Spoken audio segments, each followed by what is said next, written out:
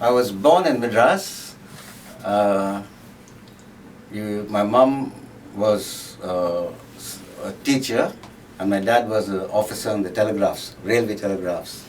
And my grandfather, he was the chief clerk or head clerk for Christchurch, and he had his quarters there.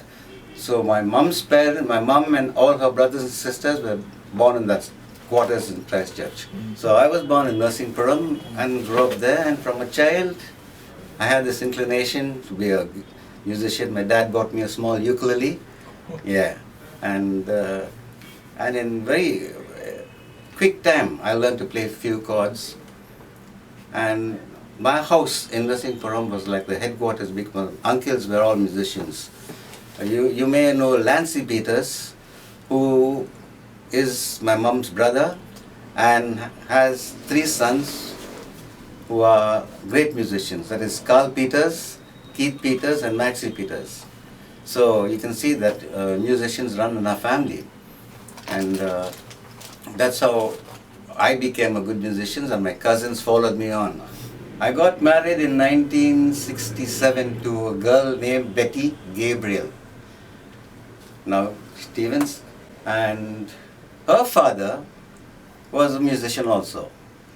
He used to play the piano, and I think he was in Frank Dubia's time, you know. He played for Mahadevan, music director. Music director. Yeah. So, music in her family also. All the 3 brothers, maybe you know them. Cyril, Bruce, and Harold. Harold's my father-in-law. I have 3 children. They all went to Dufton Corrie School, and they didn't finish high school here. They came to Melbourne.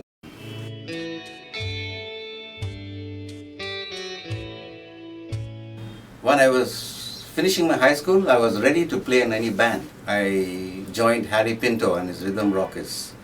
And you had to read charts, and I was ready for that, because I took a lot of training from 2 good guitarists, a little senior to me. That was Rudy Pinto, the son of Mr. Alfie Pinto.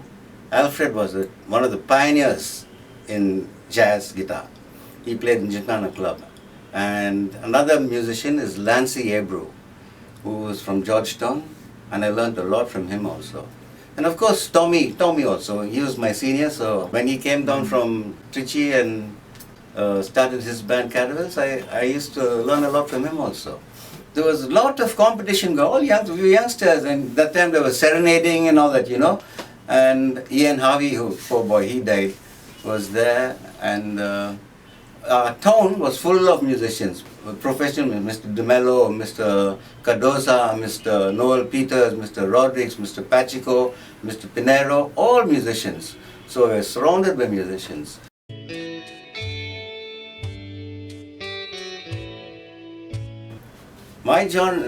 My liking for music is only jazz. But if you have to play for the public, it has to be pops.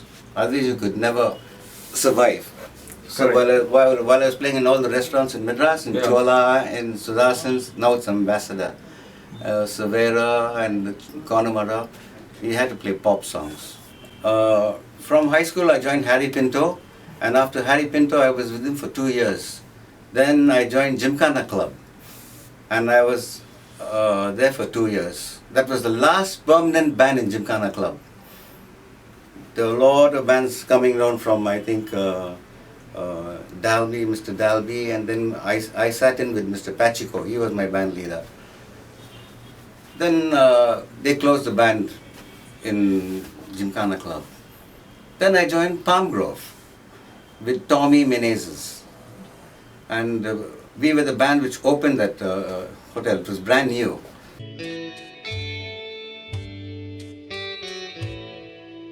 When I left Harry, I formed my own band, briefly for probably a year, with my uncle Leonard Peters, my brother Nolan Peters, who's no more, Sandy Peters, another uncle, Lancy's brother, 4 of us. We lasted for 1 year, and then I joined Gymkhana. Right. Yeah, but then I had to start writing music, and my uncle Leonard, who was a trombonist, he taught me. It was all self-taught. He said, do this, what's a crotchet, what's a quaver. and I started writing music, and from then on, I started writing for big bands with Frank and all that, But Frank Dubier. Frank Dubier, yeah. And my wife used to have Christmas shows every alternate year, and our last show was the best because in 1984 we had a big band with all musicians from Madras, the violinists. It was 21-piece band. This was at Raja Annamalai Hall. Yeah, it was there. Yeah, most of them Anglo-Indians. Royston, Allen, Frank Dubier, Crizzle, David, Marcus Gibson, and Jerry Fernandez and his troupe of violin players, David Boys, and one boy from Bombay, a trombone player, Blasco, Montserrat. So most of them were Anglo-Indians.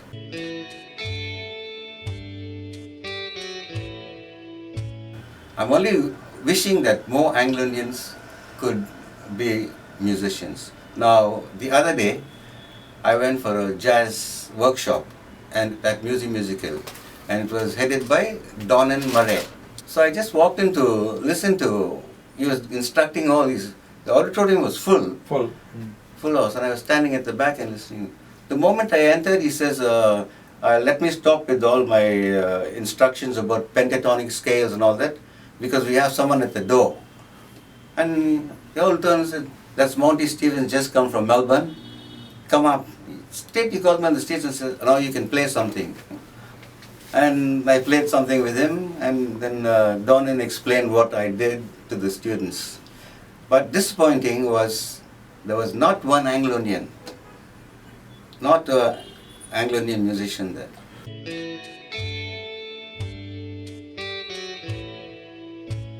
Joe and Crazy David. Yes. Yeah, So the New Heritage. The New Heritage. That was one of the best bands Madras ever had. Correct. And I mean, the crowd can tell you And that. yes, I believe the hotels that they played experienced more people coming because of the band rather than because of the food. Yeah, exactly. Yeah.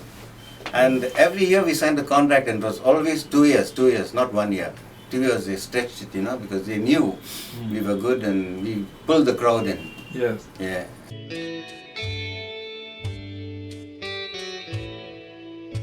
Definitely.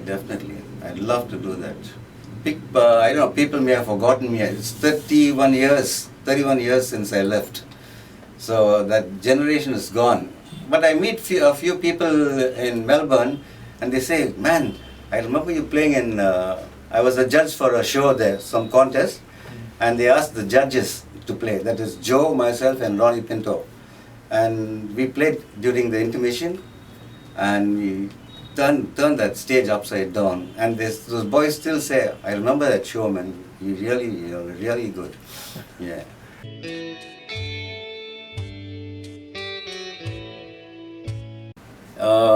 When I went to Melbourne in 1986, Tommy wasn't there. He was in Sydney. And my drummer, Joe Menezes, he went 6 months before me. And he set up this band waiting for me to join in. So the moment I arrived at the airport, Joe was there to say, this Saturday you got a gig. Then I was with this band for a long time, and then after 6 months, I think Tommy came from Sydney. And he came from Sydney and he joined the band. So we played, I think for about 5 years, Tommy and I played together, playing dances and parties and all that. But then afterwards, after some time, it became too tiring for me. Driving to place and lugging all your equipment. Migrating to Australia was good because it widened my knowledge of music very much. At that time we didn't have much radio stations and all that. And there we have the best radio stations, jazz stations, and even schools where you can learn to arrange music. So I'm meeting good musicians. After the band dismantled with Tommy Smith, I joined an agent. And the agent says, Monty, you got a show at this place at Siemens Club or RACV Club. Go and play there. And I don't know who I'm going to play with. There'll be 3 or 4 musicians there. Australians, Lebanese, anything. So I was ready to tackle anything there. And if they see a black person, they say, what is he going to play, you know? And when we play, we give them the real shock. Yeah. Even the same, Tommy also joined an agent, Joe joined an agent. We stopped playing with the band. You got to know to read. Otherwise you can't be with an agent. And I'll go and say, hi, I'm a guitarist. Join in, the pianist will give me his book. This is what you're going to play. And play. Play for 3 to 4 hours. And the check will be sent by mail.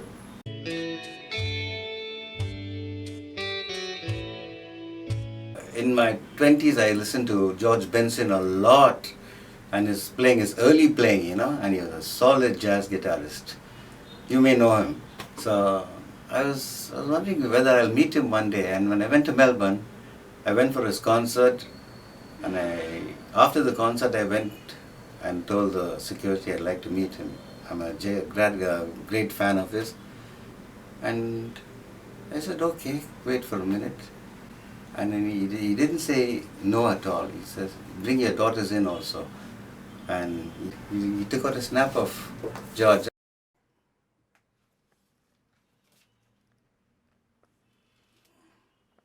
Harry, I don't know if you know the song.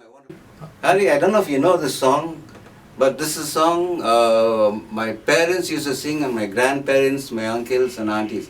And I'm sure you may know it. It's a very slow song. There's no filigree works and just a chord solo. So it's called When You Wish Upon a Star. You may know it.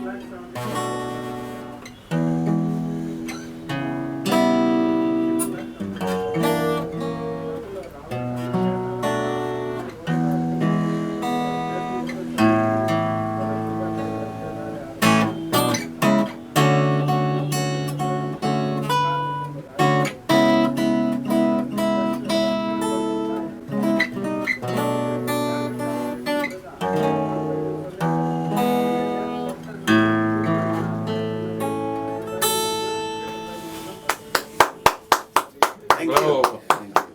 Fantastic.